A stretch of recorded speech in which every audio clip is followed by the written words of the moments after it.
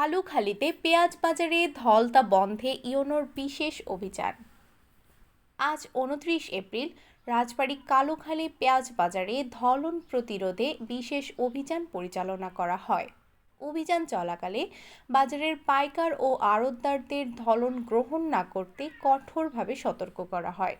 এ সময় বাজারের উপস্থিত কৃষকদেরও ধলন না দিয়ে ন্যায্য মূল্যে পণ্য বিক্রির আহ্বান জানানো হয়। প্রশাসনের পক্ষ থেকে জানানো হয়েছে, সরকারি নির্দেশ অমান্য করে কেউ ধলনের সাথে জড়িত থাকলে তার বিরুদ্ধে আইন অনুযায়ী কঠোর ব্যবস্থা গ্রহণ করা হবে। বাজারের শৃঙ্খলা ও স্বচ্ছতা বজায় রাখতে এমন অভিযান অব্যাহত থাকবে বলেও জানানো হয়।